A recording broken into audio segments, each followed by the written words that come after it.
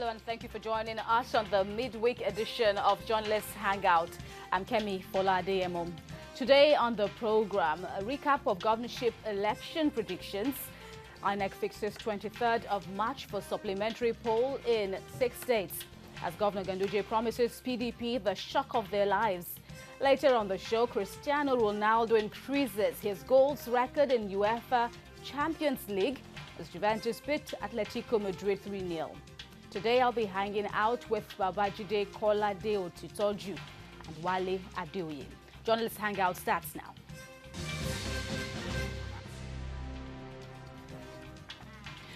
Well, the issue of governorship election is still dominating discourse in Nigeria, while those who have won are savoring their victory. Others yet to be declared winner are gearing up for another round of contest to determine final results.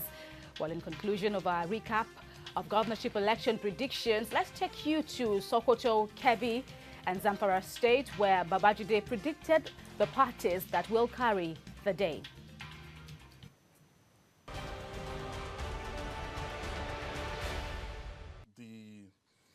The godson and his godfather will be slugging it out. That we have former Governor Wamako, now Senator Wamako, and his protege.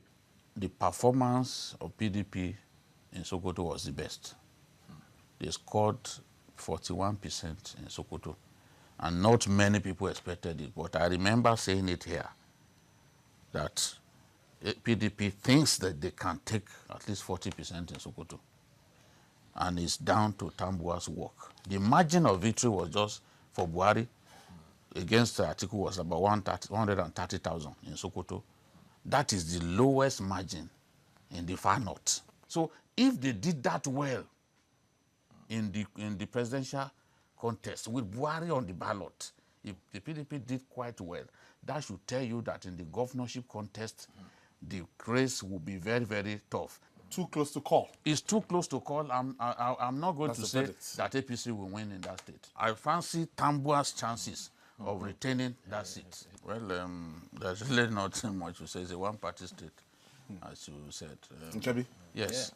Yeah. The rate at which people have defected into the PDP from, into the APC from PDP should tell you that the governorship race will be a no contest. This man will win easily. He will win easily. It's just a case of APC going against itself. Apart from the internal crisis, which is a major one, they shouldn't have issues. The two candidates are products of Ahmed Sane, Yerima Bakura. That is the problem that APC has, which could make the election close. Beyond that, I don't expect PDP to win in the state because that has always been an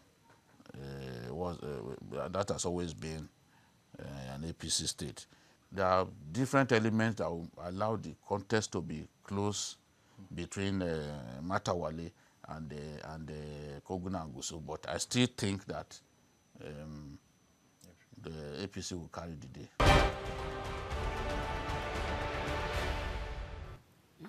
Well, let's get more reactions now that the elections have held in Zamfara, Kebbi, and Sokoto states. Now, once again, gentlemen, you're welcome to the show today. Babajide, if we look at the situation in Sokoto state, of course, that is one of the states where elections were also declared inconclusive. But going by what happened on Saturday and with what you said, now, how do you view the numbers?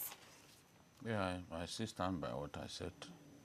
I said I expected Tambuwa to win. Many people say a lot of things about Wamako's popularity. But what people do not know is that a lot of the big politicians who made Wamako so strong are no longer with him. And it reflected in that contest. The Wamako that joined the PDP in 2007, if he had remained that popular, I don't think that even Tambuwa will have received a quarter of the votes that he got. So Wamako's popularity has gone down to an extent. That's why you can see, in fact, on Saturday, with 15 out of 23 local governments results released, Tambua had won 11 local governments. So it was in the last 8 local governments, that was when some setback set in. Otherwise, he had a huge gap. And then later the votes, on the distant local governments, when the results came in, especially from Ilela, Kebe, and the rest, then that was when they were able to bridge the gap. And as we speak, the governor is still ahead. So my prediction is still well on course. Nobody has won between them, so we look forward to the run. Until the 23rd. And then still on you, Babajide, Kebbi, final results, of course, have emerged. Same for Zamfara State. How do you view the final collation of results there? It still tallies with what you predicted. Yeah, I thought the result from Zamfara would be closer than that. But it turned out an easy win for Kogun and Guso, Muktadi Shehu Idris. And of course in Kebbi, I've said from the beginning that that's a one-party state, so I expected the APC to win. So the APC won there. I expected the APC to win in Zamfara too. They won. But though I said I expected it to be close, it wasn't really close. As close as you were. Wale, now, you were not around last week now to feel your pulse now as to what would happen on Saturday. But going by what has happened now, easy wins for APC, is that also what you see, the situation in Kebbi, Zamfara? Yeah, I think first of all, I admire his skill to predict events. And it shows that sometimes politics is not about spiritual prophecy alone. But if you do a scientific study, you follow the data and the pattern and the voting trend, you can actually predict the outcome of elections. And this happens in the developed world, where people will tell you, look, the Democrats will win in certain states. The variation will be very minimal compared with the outcome. So I think he really actually got it right. And not just only that, even about the presidential election. I think Babajide got it quite right. If we set up a show today, I think we'll make an impact. So I think I'm not surprised about the victory of APC in Zamfara. You know, it's given. Instead of the fact that there were some, little problems, and then the violence there, and all sort of things. So it means that the narrative you see outside is not the same as, the objective reality of politics on the ground. In spite of all the social media propaganda and all that, I think it's quite, quite impressive that the outcome has turned out that way. But I think in Borno, it's also impressive that if you look at the gap, more than 1 million plus compared with PDP, there was that impression that because of Boko Haram, that the APC will not be able to make an impact. But that result has shown clearly that the people seems to have some level of confidence, in the APC in those areas. So I think I'm really not surprised about the outcome of the elections in those states.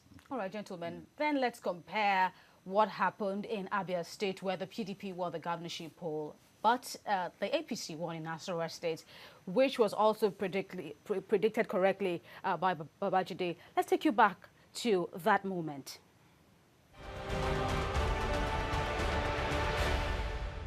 It's a very tough race. It's very tough. I don't think the governor has impressed the citizens of the state. I don't think he has impressed them that much. Abia is a small community. Yes, yet it's very dirty. They've not been able to fix Abia. And that's a big problem. In any permutation that we do, we must not leave out the place of money. Because vote buying has come to stay in our country, unfortunately. We can't do anything about it. All the parties are involved. They tell you that some party does not bribe voters. It's a life on the pit of hell. They are all involved. They see no shame about it. Unless those ones that they don't have the watches. Which, in my view, two major ones. They are giving voters money. The evidence of it is there. Which means that we're actually weaponizing poverty. So the battle in Abia will be close.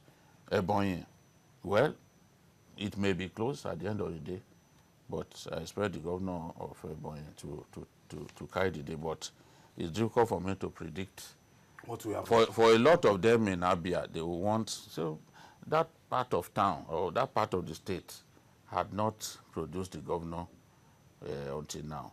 So people will say, okay, let them do their two terms and go. What will be playing out in Nasarawa State? Nasarawa, it will have been a good chance for the PDP to take that state. But in politics, you have to be calculative. The candidate of Abga is Labaran Maku. Again. Yes, the PDP candidate is also from Labaran Maku's constituency. And ideally, if Labaran Maku had agreed to step down for the PDP candidate, in my view, they will win the election. But what we have is a situation in which David Ombugadu of the PDP, is a House of Reps member, and Labaran Maku of Abga will split each other's votes. By the time they split each other's votes, by the time they knock each other's heads together, Abdullah Isule will be coasting home to victory as the candidate of the APC. Abdullah Isule was the head of Dangote's sugar refinery. So he has war chest, tremendous support from the incumbent, tremendous support from his boss, Alhaji Aliko Dangote, and the promise of further industrialization of Nasarawa State. That should tempt many voters to vote for him. So I project that APC will retain Nasarawa State.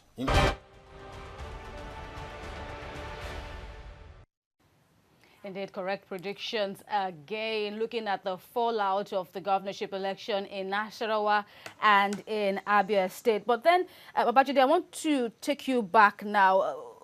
There's this talk about perhaps if, like you rightly said, if the Abga candidate in Nasarawa State, that's Mr. Labaran Maku, and his opponent, so to speak, now in PDP, if they had joined forces together, if you would compare this situation with what transpired in Ogun State, where Boyega Isiaka it was touted that perhaps maybe he should have or he could have teamed up with Governor Amosun's candidate. Are the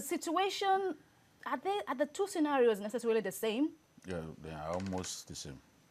They're almost the same. You have a situation in which the indigenous tribes of Nasarawa have always wanted to be governor. And here was a chance that they refused to take. Because they are quite strong, no doubt about it. But when you look at the numbers, every election year, they will push the winner right up to the wire. But we are two of you are contesting, two of you from the same constituency. You are contesting against a sole candidate who is Hausa Fulani. So how do you expect to win? Instead of, by the time they wear each other out, the other man will just coast home to victory. That was what I saw. And that was what happened in the end. You know, because Nasarawa has a good blend of Christians, Muslims. In fact, you know, Buhari never won that state until the last election. You know, PDP always won that state. So PDP is strong.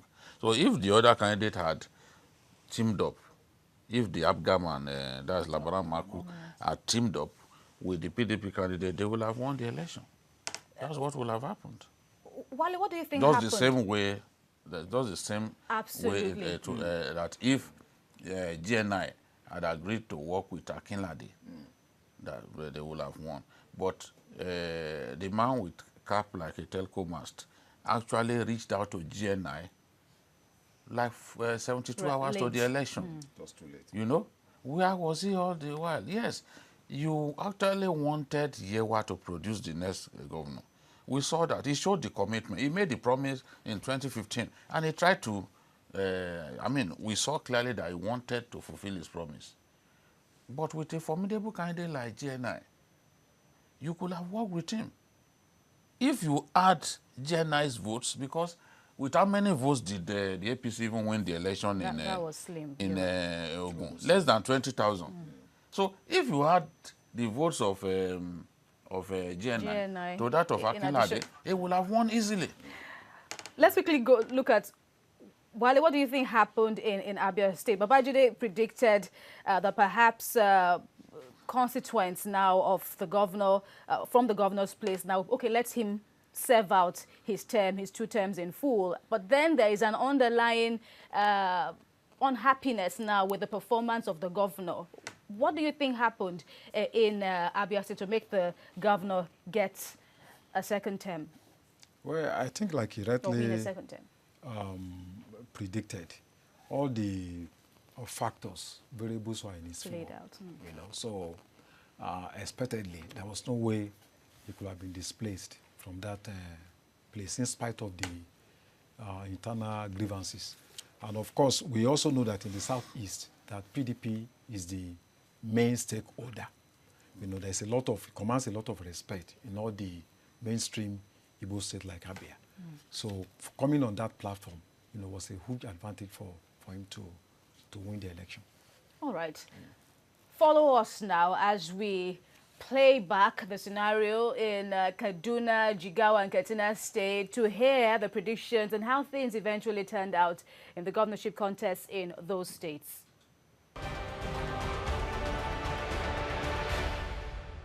In the entire Northwest, I would say Kaduna is one place where it is going to be a royal rumble.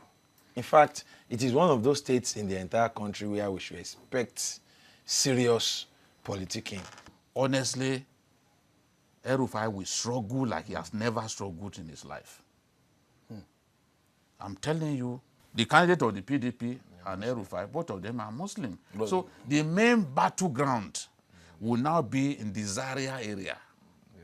That Zaria area. So whoever gets good grip of that place and then manages to win Kaduna Central will carry the day. But I can tell you that even from within Kaduna Central, there's significant Igbo population. There's significant population of Southern Nigeria elements. So Kaduna will be a very interesting contest. I'm just waiting for that day to see what happens on election day. It's too close to call. I will not say that APC will win that election. Sule Lamido influence make any difference for the People's Democratic Party? No, they will do well, but they will still lose the election. PDP will do well. Sule Lamido is still a force in politics. He's still strong, but I don't see them winning the election. Where a governor is doing relatively well, an APC governor, the state suddenly becomes a one-party state. So that is the thing. Jigawa will go the way of APC. There's no question. It's as if there's no opposition in Katsina, talking about PDP. I can tell you, yes, Senator Lado Damarke, and in fact, the interesting thing is that Senator Lado Damarke, who is from Kankara area, comes from the same zone, the same frontier zone, with Masari. So the battle, they will first smash each other's votes in the same zone where they come from. And you can fancy the chances of the governor to emerge tops in that area. And then with the support of people like Mustafa Inua, yes, in the SSG. Central, then the governor can claim Central. And then Buhari, the Daura zone. zone. Buhari is there to give him Daura zone. So Masari is home and dry.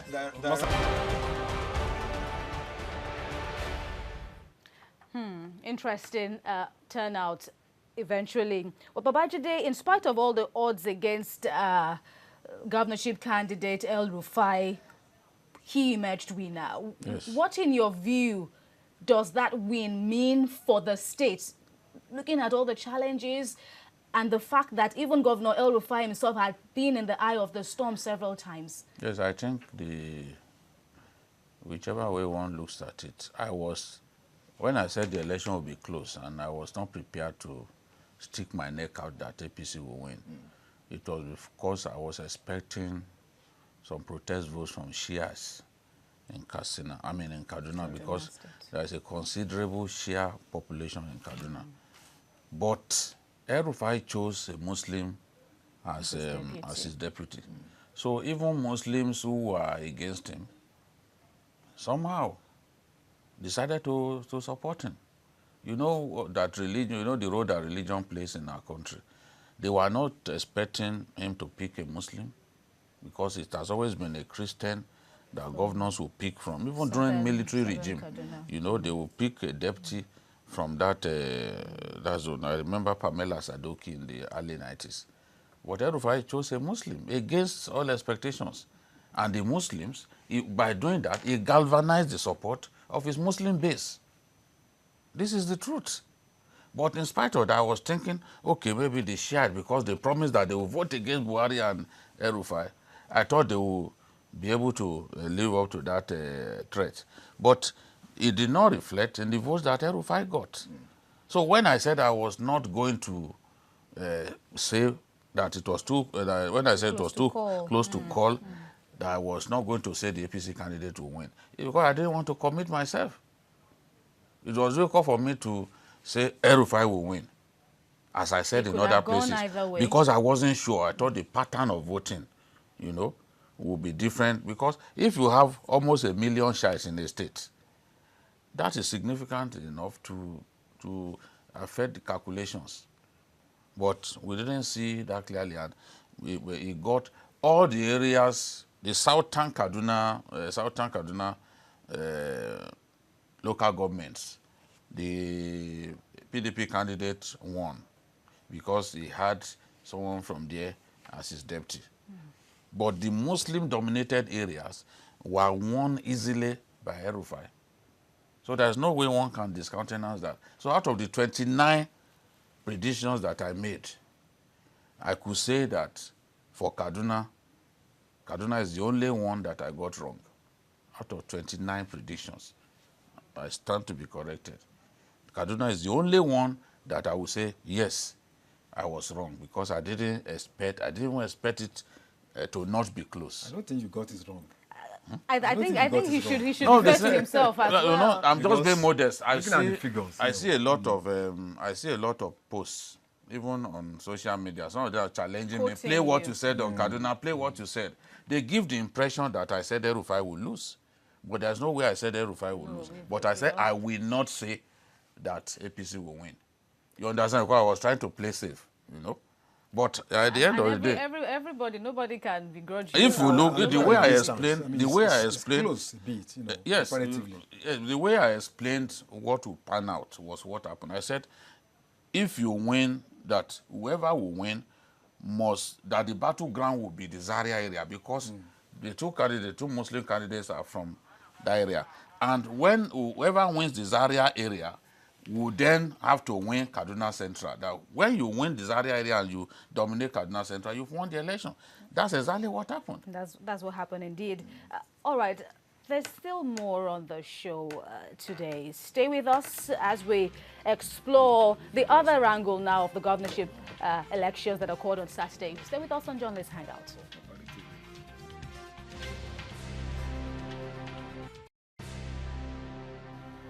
Thank you for joining us again on Journalist Hangout. Let's get a final word from you, Wale, on the turnout of the elections in Kaduna State. Well, I think there was a huge turnout. You know, we have about 1.8 million people. And I think the governor had it very tough because he's been in power for 4 years. And for his opponent to just come and see money to score 814,000 votes. The difference is just about, you know. It's now to 200. Yeah, so I think he actually got it correctly. Because the impression we were having from the government was that it was going to be an overwhelming defeat. So I think it was quite right. I'm just trying to be modest, that because I didn't, I was not very definitive that he will win. So I give it to those who have been saying I should play Kaduna. They want to see where I didn't get it right. So out of 29, this is the only state that I would not say that I was definitive that this is who will win. Correct, But I said it will be a close race. And all that's right. what happened. That's said, but then there's still, you know, something that needs to be tackled as the battles for governorship seats in Nigeria are becoming endless following the declaration of results or election in 6 states as inconclusive. So political gladiators are warming up for another round of battles as the Independent National Electoral Commission has now fixed Saturday, March the 23rd, for supplementary elections in those states where winners are yet to be determined. That's Adamawa, Bauchi, Benue, Kano, Plateau, and Sokoto.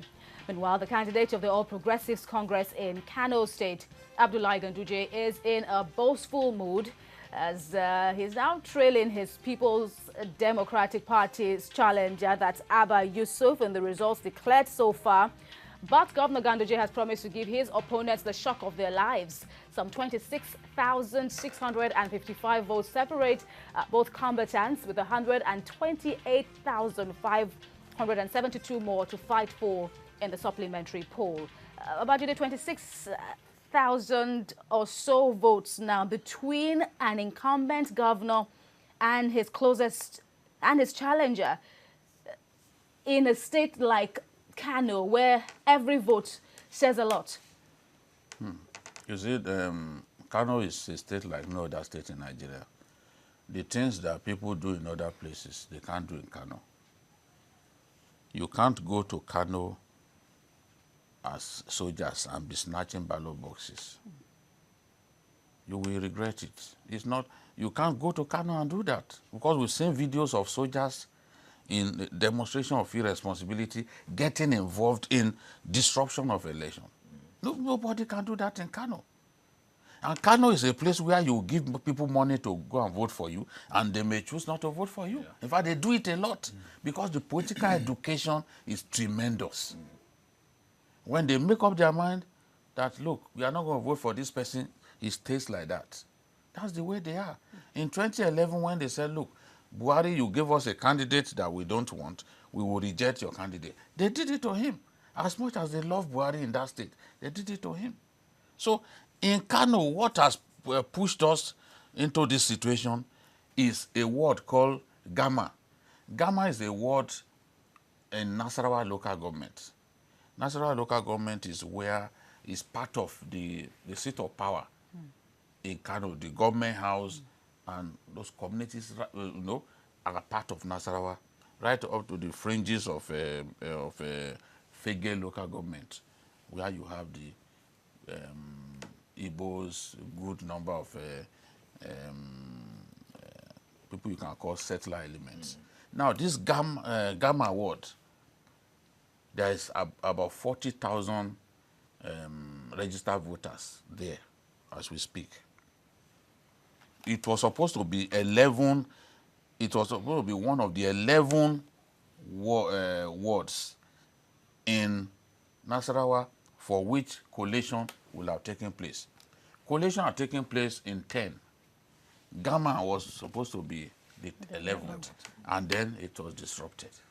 When it was disrupted and the result sheet destroyed, an agent of the PDP had the result sheet. But what did he do? Instead of handing it over to INEC, he handed it over to a policeman for safekeeping. Now, the INEC staff was supposed to refer to their primary source at that point and declare the result.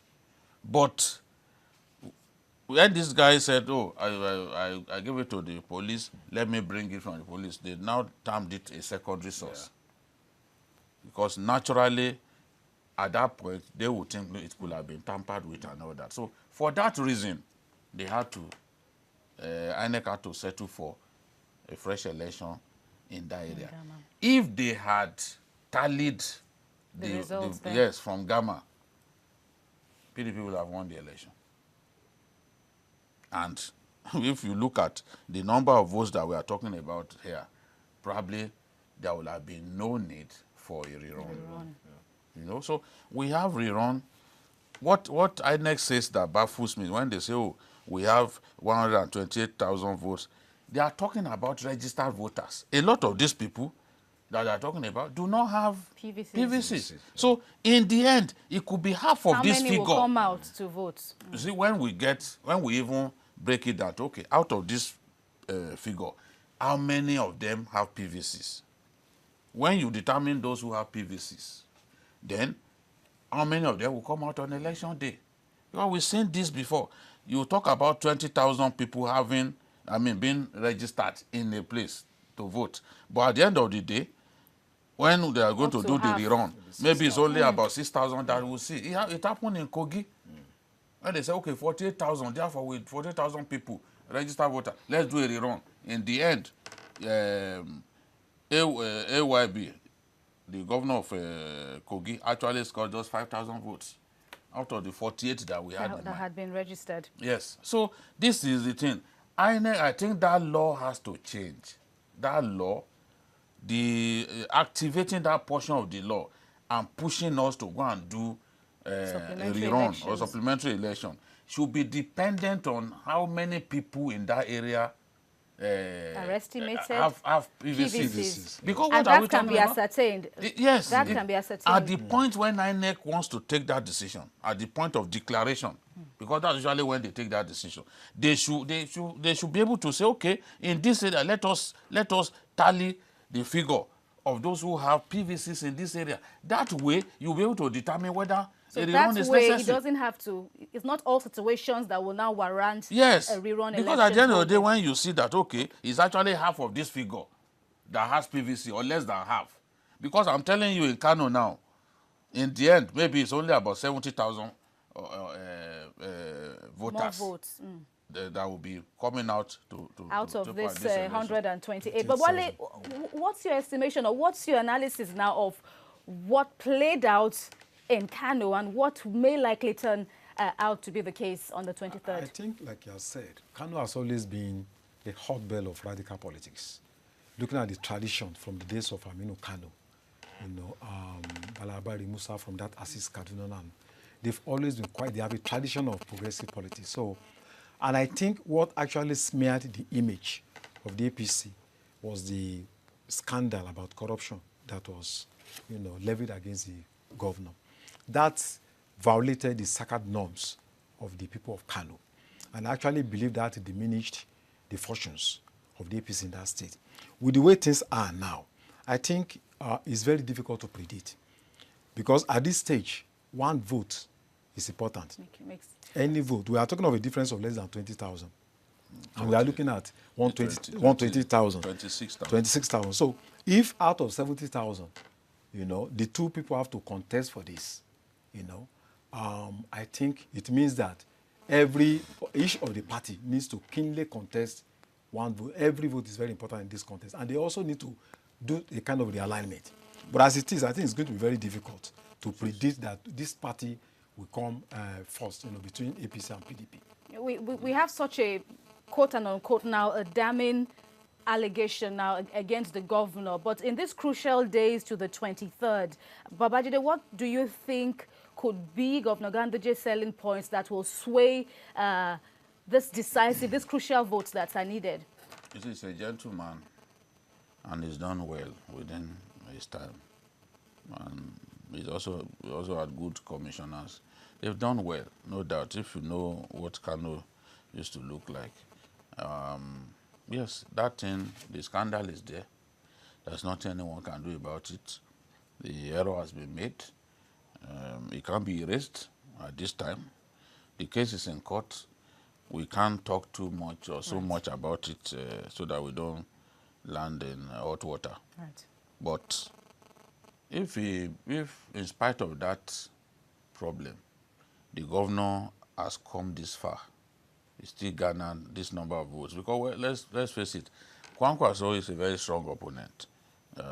After Buhari in northern Nigeria, there's nobody with Kwankwaso's popularity. I always say it because he has that cult followership. He doesn't need to give them money, men and women, So he doesn't need to give them money. Yes, he has that support base. So, in my view, the governor has done well. He has worked hard. And if the margin is just what we have, then let the two of them go and battle for the votes on the 23rd. The only thing is some of the polling units where these things will happen are located in the stronghold of the PDP. So how Ganduje and his people intend to win the support of people in places like Dala, in places like Gama, where we know that PDP has tremendous support. How they want to do that is left to them. they have the right strategies, maybe they can still turn the table. But with 26,000 votes ahead, clearly the initiative is with the PDP candidate. It will take a mighty effort for the governor to climb back and win the election. Because when you look at these figures, on election day you won't see all these people. Right. Because a lot of these people, since INEC is merely talking about people who are registered to vote, a lot of them don't have PVC. A lot of people who have PVC don't go out. If Kano, you look at the total votes cast in all those elections that we've had in Kano, it's still way less than the number of people who collected PVCs. And it's the same thing with Lagos. We don't have a tremendous voter turnout ratio in our country. At every election, it's always low. It's always way below 50%. And if that's anything to go by, then Ganduje's work is cut out for him.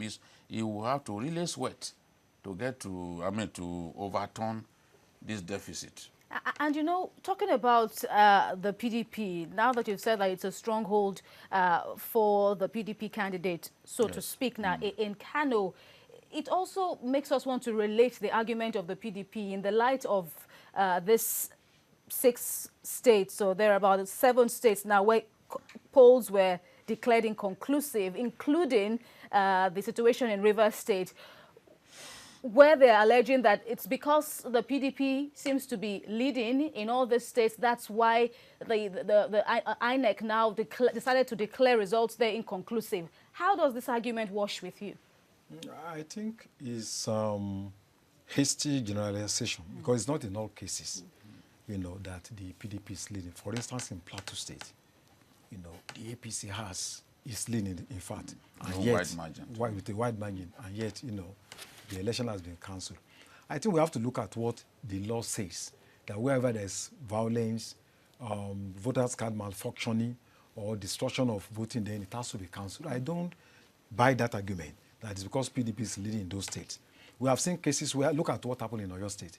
You know, I mean, PDP won that state convincingly. Even in Ondo, you know, PDP made, you know, a commendable impact. So I think it is wrong to conclude that argument, but we should expect that from the opposition, because at all times people try to play up propaganda to, you know, evoke sentiments. But I think these are genuine cases where there are cases of violence, and there was the justification for us to, you know, postpone those elections for another day. Babajide, I want to get your views here, because even on the flip side, Niyi Akisiju of the President Buhari Media Organization is also quoted to have said, where would it have happened in Nigeria, where a sitting governor will probably be struggling to win his state now in the second term. Now, he is saying perhaps it's because the president is a Democrat and chose not to dabble into the electoral process, you know, showing that let INEC do its work. It doesn't want to interfere in the electoral process. Is that saying that it's unheard of for a sitting governor to be defeated? Was Buhari the president when Lawal was defeated as Kwara governor? Many times sitting governors have been defeated. Many times. In Ondo. In Gombe, different places. Different places. Even with Kwara. So what is he talking about? I don't know. This is just unnecessary. Sitting governors get defeated from time to time. If you find the right candidate and the people like that candidate, they will defeat. Mahmoud Shinkafi was governor in Zamfara. He switched to the PDP from AMPP, and he was defeated. He was defeated by Abdulaziz Yari. Was Buhari the president at the time? The answer is no. In Malakachala, during Obasanjo's time, was the governor in Borno State. He decided to move to the AD. He was defeated by Ali Modu Sherif. Mohamed Lawal, that's what I said earlier. So there have been people like that. People get defeated. Yes, we have a history of rigged elections, but no one can say it's under Buhari alone that we started having governors losing their seats. That's a lie from the pit of hell. Governors have always lost their positions, you know. Even from the Second Republic, we've had it. We've had governors, the governor of Enugu State, the governor of Enugu State during the Second Republic was Jim Ifeanyichukwu Nwobodo. CC Ono defeated him in 1983 while he was seeking re-election. So there's nothing new. It's an age-long practice. Bola Ige was defeated by Olunloyo when he made that when he famously insulted the Ibadan people. And the Ibadan people brought their son, and Bola Ige was defeated. You see, history is replete with examples that we can give. So you can say that let's encourage the president to do better, to improve our electoral processes. Let him work hard. The president has a lot to do. The military getting involved in elections, the military disrupting elections, military joining to steal ballot boxes, and with people, they will even be caught on video. That shouldn't be happening. There's a video of women using themselves as human shield to stop soldiers scaling the wall to get into a collation center.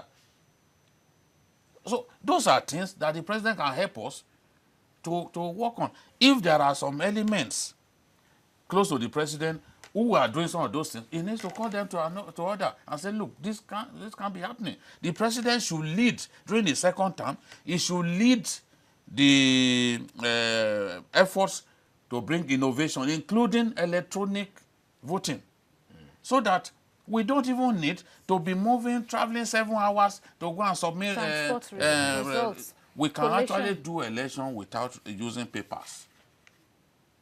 We can have paperless balloting. So those are the things that we encourage the president to do. We want the height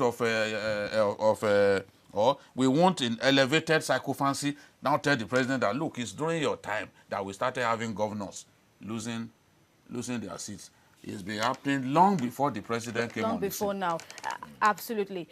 All right, Wale, I want to get your views too on this alleged militarization now of the elections. Even international observers have also said perhaps that could have been the reason. Indeed, a statement. That could, unlike the other time when we saw a wide range of commendation for the February the 23rd elections, that isn't the case I think here. To be very honest, these were isolated cases. Where I voted in Ekiti State, I saw immigration official for the first time, no armed personnel. If you are traveling from Lagos to Ekiti State in 2015 during the election, it will take you about 10 hours because of chains of roadblocks, armed men arresting people, asking people to frog jump, armed men invading Osun, Ekiti, everywhere. It will take you 10 hours. When I was traveling, it took me just about 4 hours. And on the voting day, there was only one immigration officer. Nobody was armed. And that was the same pattern in so many places. But these isolated cases of armed gangs, it was a very bad state. It was a state in Rivers, in Akwa Ibom. So I think it was extremely bad. If those things had not happened, this would have been a major improvement on what we have had in the past. But let nobody lecture us that armed soldiers, we had, it was worse in 2015. Look at what happened in Osun, in Ekiti State, 2014. People were arrested the week of the election on Tuesday, locked up by soldiers. They were even demonstrating the soldiers with heavy weapons everywhere. So this one, there has been a kind of improvement. But that does not mean it is perfect. We can still do more to make it better. Babajide, your final take on this topic now. While it can be said of other states that there is a date for elections to be hopefully concluded once and for all, what's to be said with the situation in Rivers? Rivers, I don't even know. Honestly, I'm confused because I don't understand why security agents will join in disrupting elections. And there's evidence of it, videos. So it complicates matters. Yes, militants, they have their own problems, but you don't on your own go to a place that, you know that you got a distress call that militants had invaded a polling center. Or you just go to go and stop collation. And you hear INEC staff reporting that soldiers came to disrupt collation. And that should be happening in this age. But should INEC's hesitance in this matter, now why is INEC not giving a conclusive? No, part of what INEC has done, because now with even the international community complaining, part of what INEC has done is to say, look, I saw that statement. They refer to it as interference. They didn't mention the name of security because they know it's this security who protect them too, so they are being careful. They said interference in the process, illegal interference in the process. So because of that, those elections, all those votes that some people are carrying about, that somebody listening, votes that soldiers cooked up, nobody will accept those results, except if it's no longer an election, but simply an act of brigandage. We have to tell ourselves the truth. Even if we go tomorrow, maybe when we go tomorrow, we'll go and meet the man upstairs. Right. So we can't call it an election, and soldiers, without shame, will be grabbing ballot boxes in this age. Can it happen in Botswana? No. Those were countries that were way behind Nigeria some years ago. Not even in Togo. In Ghana, can soldiers go and grab electoral materials and be chasing after coppers? No. So if it can't happen in those countries, then it shouldn't happen in our country. If I'll be the last person to say this, I will say it. It shouldn't be happening in our country. Elections will be free of interference from military or police, will SARS people shooting, chasing people away from polling centers. And there are videos of this. No. Babajide, on the final notes, once again, what will it take for the narrative to change in Rivers State? I think that, if you ask me, this group where we have the former presidents and all, national, is it NEC, Abi? Okay. National, what's it called? Where we have former presidents of Nigeria. You're right, Advisory committee. Council of State. Sorry. I think the Council of States and other decent, influential old men in our country should call Rotimi Amechi and Wike. Call these two people together and talk to them before they set ablaze that state. Because it's clear that both of them are the enemies of peace. One is just close to the other in terms of attitudinal disposition. So the two of them, they should call them and tell them, look, we will not allow you to set that part of Nigeria ablaze because it's a very useful part of our country. Once we extract commitment to peace, I once said it on this program that we are signing peace, whatever. Accord, the General I said, you have not invited Wike and Amechi. I said, it's a waste of time. And we are seeing that. So let them call the two young men and tell them, look, you need to sign. You need to sign. If we must involve foreigners to help us appeal to them, let's do it. If we do it, we'll find peace. I'm telling you. Wale, you think so too? Because some have said, why is the General Abdulsalami-led committee silent on this matter? I think so. I think they should put a searchlight on Rivers State. And those two men, especially Amechi, he appears to me to be a divisive figure. Yeah, because, I mean, he didn't manage the politics of Rivers State very well. Yes. And these are the consequences of what we're having in that state. So, you mean when he was governor? Even now. Even now. You know, no, if APC had been on the ballot, this was the best chance to defeat. He didn't manage it very well. A lot of people that would have supported him were isolated. You know, people like Sergeant Awuse, people like even his cousin Omeya. They have more senators. They are all in a PDP. They have more senators than PDP. Amechi appears not to be popular. That is the reality I see in Rivers State. But he wants to force himself on the people. So let peace reign. The two figures should be invited. Killing people, and then a deal should be made with them. Well, the nuggets have been dropped, the seeds have been sown here. While we wait for a better turnout or emergence now as to what happened in Rivers and elsewhere, let's down tension now and talk football, where sometimes when the chips are down for a soccer team, it takes some moments of magic from a player to turn things in favor of his side. Juventus of Italy superstar Cristiano Ronaldo has shown again that he's a player for the big occasion. The Portuguese forward side stole the show on Tuesday as Juventus stunned Atletico Madrid of Spain 3-0 to proceed to the quarter-final of the UEFA Champions League. This after trailing 0-2 from the first leg, when most soccer followers thought the Italian side were as good as out of the competition. Ronaldo scored a hat-trick on the night to hand his team a 3-2 aggregate victory. And it was Ronaldo's 8th Champions League hat-trick, the joint highest with Lionel Messi. He's now scored, that's Ronaldo, 124 goals in the competition. Simply phenomenal. Some have even said that perhaps now Juventus has now known the secret to tapping or utilizing fully now Cristiano Ronaldo's skills. Yes, I think that beyond that, the guy is just truly special, and he's 34 now. Yeah, He's 34 now. He understands the goal area sufficiently. He doesn't need to run up and down like a headless hen. You understand the area, you will pop in at the right moment and get the crucial goal. You know, when players with experience, they get better. That's what we've seen from Ronaldo. He still possesses all those traits, you know, that we identify with him even as a young player from his days at Sporting and then Manchester United.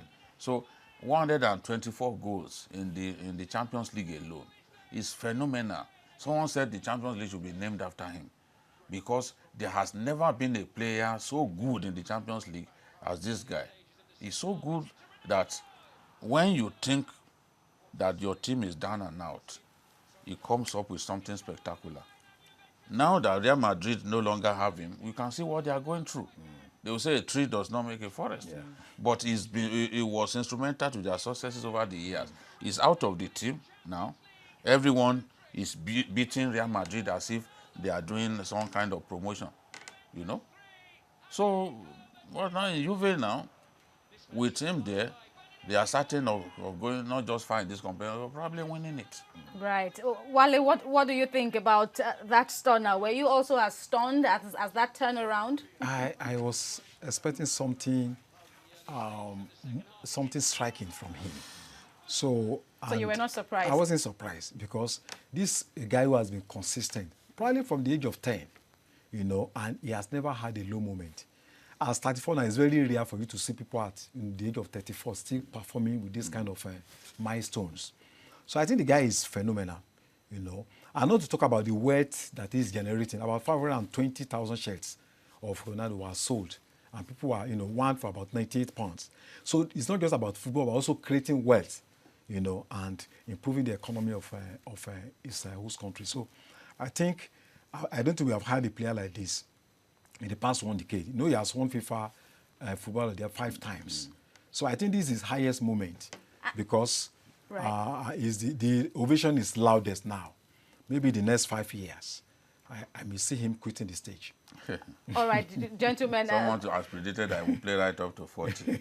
And after, never say never. After he dealt this blow to Atletico Madrid, the coach of Atletico said, this guy is the best in the world. I think so. Forget about the fact that the Atletico's coach, Diego Simeone, is from Argentina, same country as Messi. Wow. But he said But Ronaldo he knows is the talent best in the world. when he sees it. So we wish Ronaldo all the best. More years. Indeed, even more. Even if there's a word like more, better, and more fantastic year and career. Indeed, gentlemen, Wale Adeoye, Babajide, Kolade Otitoju, we can't thank you both enough. Thank you very much for making this show all that it has come out to be. And thank to you too for keeping us company and watching the show. It's on YouTube at youtube.com/TVC News Nigeria. Send your feedback to us at journalist hangout at tvcnews.tv. Thank you for watching. I'm Kemi Folade Emo. God bless Nigeria.